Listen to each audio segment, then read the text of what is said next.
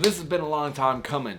The new Atlas anamorphic lenses, I guess I can't even say new because they've been out for a little bit, but kind of not. Anyways, they are incredible, affordable anamorphic lenses. I say affordable because, you know, to most people they're not affordable, but in the anamorphic lens world they are extremely affordable, and I've been wanting to get my hands on them for quite some time, and I did for these last two shoots. I had a music video and a mini documentary where we used them heavily over the course of like 7 days, and so I really got a hands-on experience with them, and I wanted to do this video breaking them down, my thoughts, my reviews on the lenses, the set, the pros, the cons, all the good and the bad, because I think a lot of people are going to want to know about these lenses or just use them in general, and I want you guys to have some real information about them.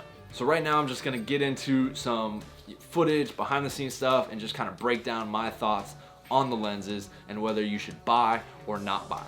So basically the core message from them is anamorphic for all of us.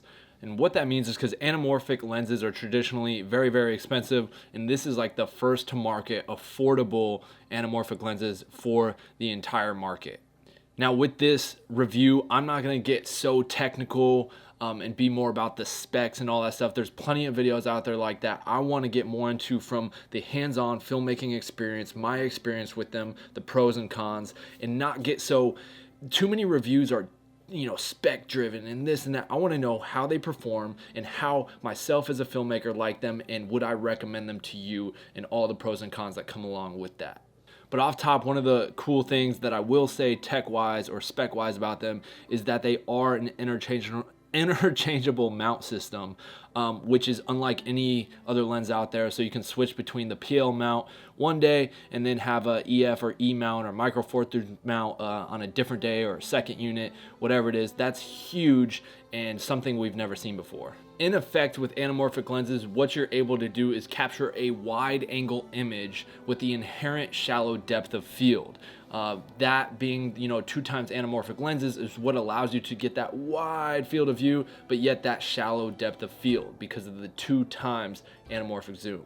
The optics basically give you this perspective of magnification, which generates the depth in your images. At all times, it feels more epic with anamorphic, and I love any time to get my hands on anamorphic when you're going for that, you know, cinematic look. All right, so off top, to buy this set, they have two different sets, A set and a B set. Here you can see the different millimeters that they offer with the A set, which are shipping right now, and then the B set, which are on pre-order. They're actually still both on pre-order, but the B set will be shipping later this year.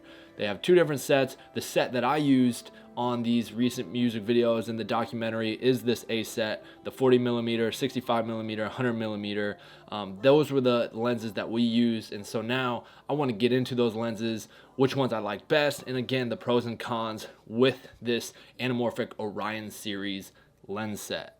Price, just unbeatable, really. For the set of 3 lenses, comes out to be $24,000 total, which honestly is just an incredible price point, or $8,000 a lens. You can buy them individually or buy a set, whichever you prefer. But if you're going to dive into the anamorphic world, I would recommend buying a set so you have the full range of lenses. But also, if you're deciding that you may want to rent them out, they can rent for $400 to $500 a day, so you can make some money back renting out a set, but it would be very hard to rent out a single lens. So let's get into the design, the look, the ergonomics. Design-wise, I love the look of them. I love the feel of them. They look cool, they look sleek, they are sleek, and when we were using them on set, the first thing that I really felt or noticed about them is how smooth everything was. Like the focus ring, the aperture, all the gears and the movements with shifting between, you know, focus and aperture and all that stuff was very, very, very smooth.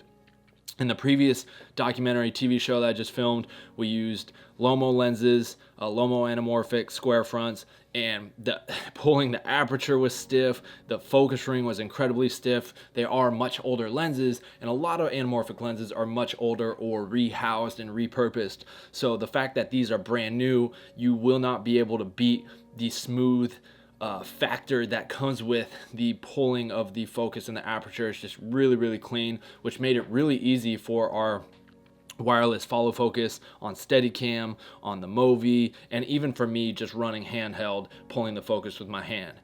Top notch, can't be beat. Image wise, I was honestly really impressed with the image. I loved, I'll throw out some, reference images from this music video we shot. Color was great. Image was great. It was sharp, but we'll get into that. One of the kind of the pros and cons. It was sharp, but only at a certain f-stop, and naturally then the lens kind of got a little softer. But image-wise, beautiful, great color contrast, not too much distortion or bowing, a little bit of that, but overall the image was really incredible, and myself and my DP on the music video were really, really impressed with the stills and also the video quality or image that we were getting out of it. Again, on this TV show I shot in the past with the Lomos, it was a little flat. The lenses were so old that it had more of a faded look to them. These Atlases were much more balanced properly. Again, this just goes to them being a newer model of lenses. There's a lot of things dialed in really well on these Orion series. Distortion, not too much. I heard a lot of people talking about this kind of weird fringing of purple on the edges and some distortion on the sides. I didn't notice that too much. I didn't really notice this whatever purple fringing they were talking about. There was a little bowing, like we did a lot of center frame shots, and you could you would try and line up with a straight line, and you could see it start to curve at the end a little bit, but that's natural with any anamorphic lens. You're going to get a little bit of that just because of the way the image is being stretched. And again, that interchangeable mount is just something that's absolutely incredible. You cannot beat that. Being able to switch between the mounts so the lenses can be used on EF or a PL mount system is truly incredible, and I think a really positive, maybe even overlooked thing that these lenses really have. So the cons, the lenses were a little soft. I pretty much had to always stay at like a f4 if I wanted the image to be sharp. Anything below that, it started to get a little softer, and it was tough to see if it was really in focus, out of focus. So pretty much the lenses always lived at f4, but one of the pros, they do go down to an f2. So if you are shooting low light and you need to drop down to that T2, f-stop 2, whatever you guys call it, there's T-stops, f-stops, but if you want to go down to that T2, you can. So great for low light if you so please, but I just kind of noticed that anything under a 4 did get a little soft. The biggest con that I probably have with these lenses, and that most people have with these lenses, is that vibrant blue streak. The blue streak, or the flare that comes inherently with these lenses, is a pretty prominent blue flare streak. It's very blue. It can be very strong and overpowering at times when it hits direct. The lenses do make for some really interesting flares, and you do get some cool different leaks and flares out of them, but they do have a very blue look and strength to the flares or the light leaks. So I noticed one con that a lot of people were talking about and things they disliked about them, and that was also another one of mine. Sometimes it just got to be a little too much. It almost looks like someone's adding just a fake flare in post just because it is so strong and blue. The size and weight was a little bit of an issue a couple of times. First off, the 100 millimeter lens is an absolute monster. That thing is huge. But then the lenses in general have a little bit of, they're a little big, and they have a little bit of weight to them. And when we were trying to run them on the Movi, we couldn't, and we had to actually get extra accessories and parts to basically like an extender to allow us to run the lenses on the Movi. So naturally the lenses wouldn't have run smoothly with our red, Gemini, and Helium on the Movi. We had to get extra accessory parts to allow us to use the lenses because they were so front heavy and the Movi was having trouble. But once we got those accessories, it worked fine.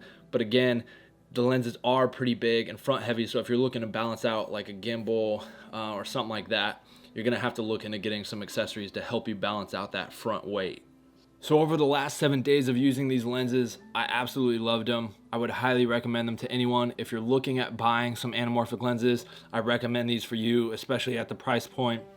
I'm super interested in picking up a pair myself just to have at all times. I did really like them. And again, I've used a lot of different anamorphic lenses, but if you're looking for a good anamorphic lenses at a good price, these literally cannot be beat.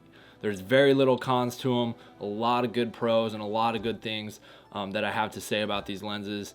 And I love them, and I will continue to use them on a lot of projects, whether I do buy them or I continue to rent them. So that's kind of my brief rundown or review of these lenses. Again, didn't want to get too scientific with it. There's a lot of other reviews out there. You can go and see the science behind them and a lot more technical elements or reviews to them. I just wanted to give you my personal opinion, taste, and kind of brief overview of these lenses and how I enjoyed using them on my last few sets. So without any further ado, I'm Jacob Owens for the Buff Nerds, and I'm out.